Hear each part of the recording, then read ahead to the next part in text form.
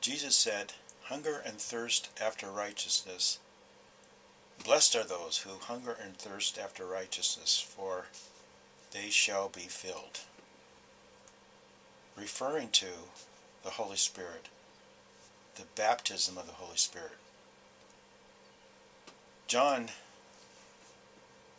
the Baptist said about Jesus that he would baptize with the Spirit, the Holy Spirit, and with fire, speaking of Jesus, and saying of himself, "I baptize in water, but he that is much greater than me, whose shoes I am not worthy to unlatch, he shall baptize you with the Holy Ghost and with fire."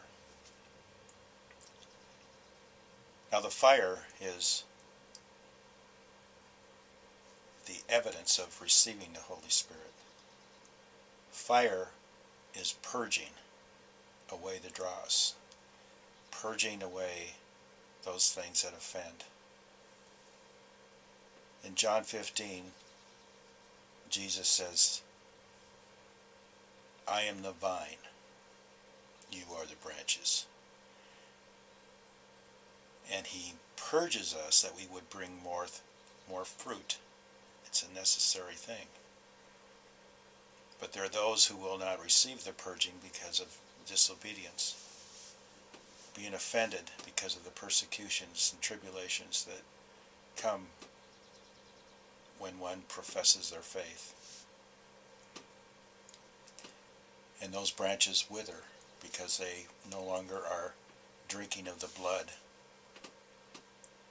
of Christ, nor eating of his flesh, because they departed when Jesus said, "Unless you drink my blood and eat my flesh, you have no part in me."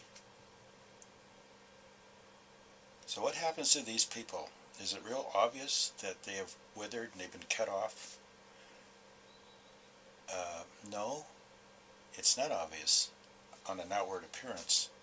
Many go on into ministries. Many continue on in ministries, though they have been cast away. Profane as Esau, they keep going.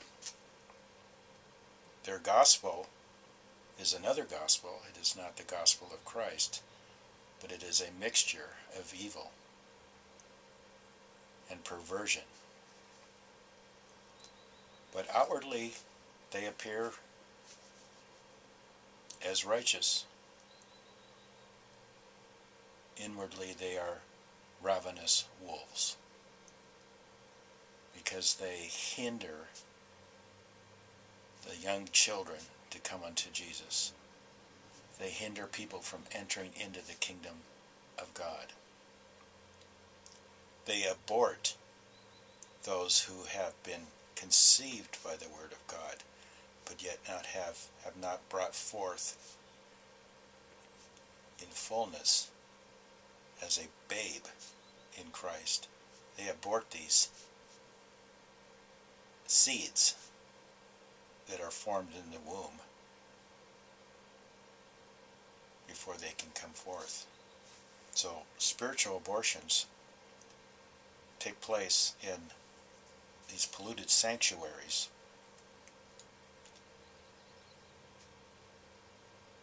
And it takes place usually during the communion service, because they drink of the cup of devils.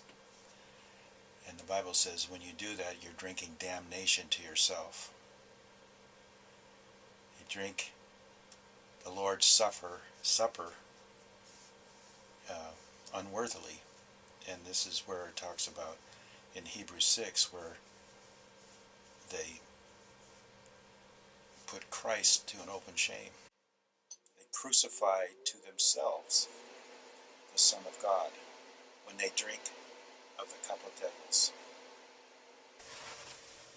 So here we are, all of us who have left the church decades ago. We see what the church has become.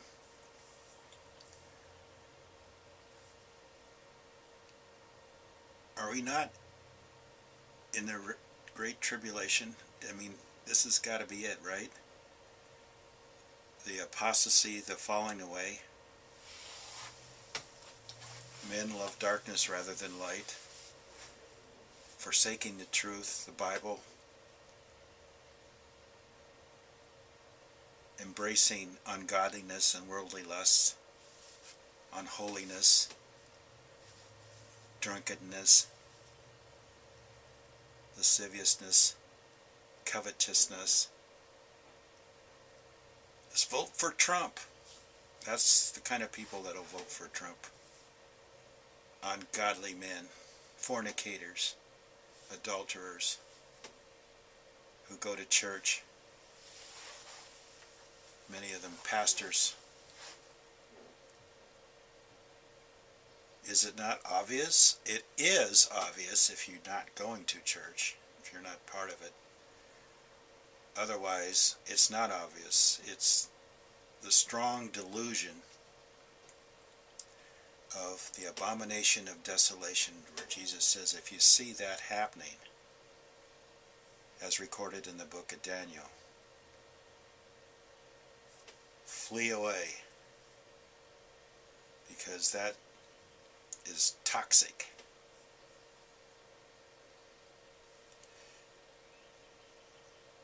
So if you have come out, don't go back.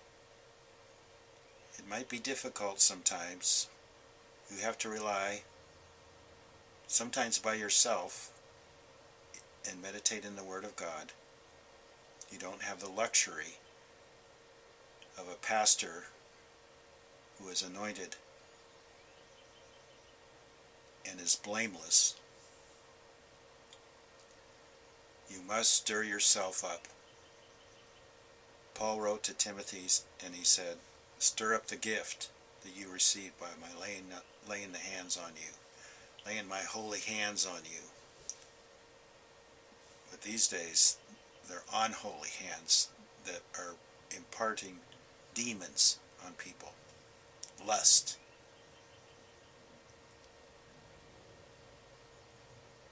So now that we have come this far, many of us in our 60s, 70s, 80s, we realize that we are the remnant.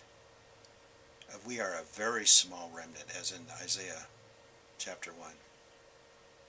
And if it were not for the mercy of God, we would be like Sodom and Gomorrah. So, there's no pride here. It is the mercy and loving kindness of God who will not ever forsake us if we abide in Him, if we continue in His Word. Because some have departed from the faith, giving heed to seducing spirits and doctrines of devils, having their minds, their consciences seared as with a hot iron. There's no way of getting through to them because they are reprobates in the faith. Does it do any good to warn them? No. It's too late. But the ones you can warn are those who are seeking God with a sincere heart. They have no idea what's going on, and you can tell them,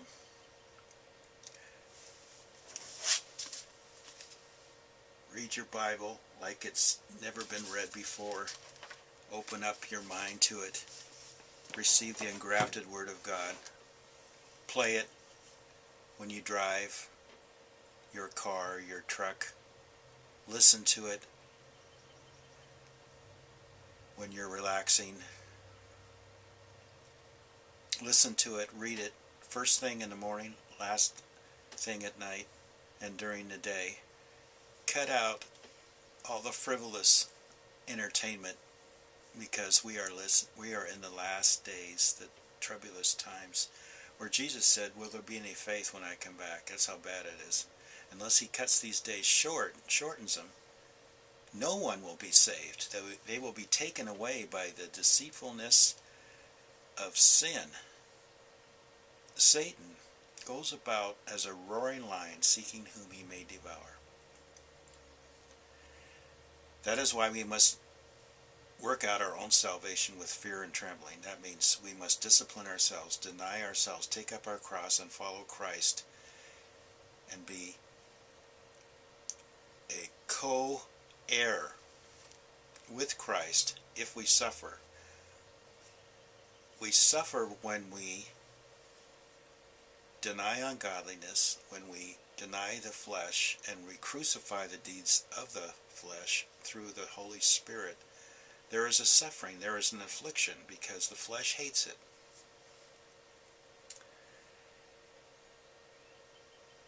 Is it worth it? Well, count the cost.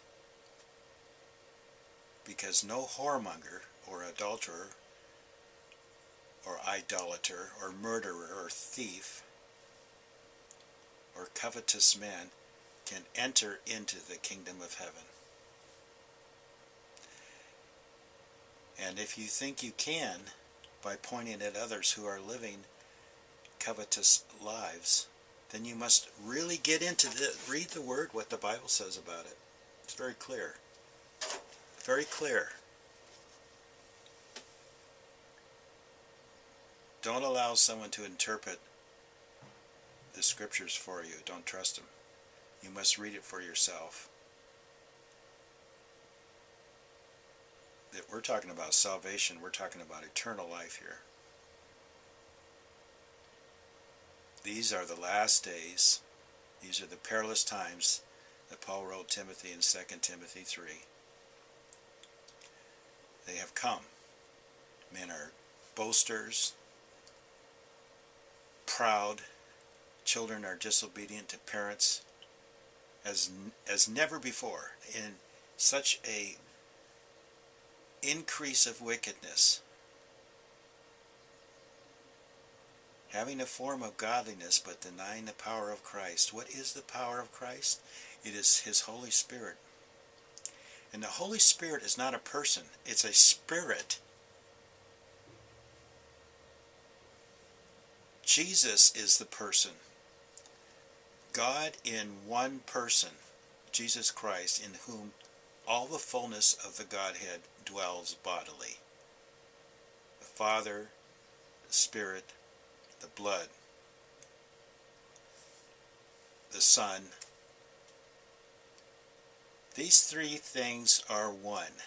The Father, the Holy Spirit, and the Son. These three are one, and they bear record in heaven. And these three are one and bear witness on earth. The blood, the water, and the Spirit. And they bear witness through the regenerated man. We have been created in the likeness of God.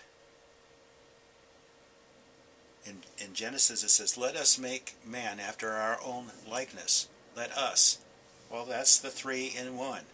But how many us did He make? One. We're one person.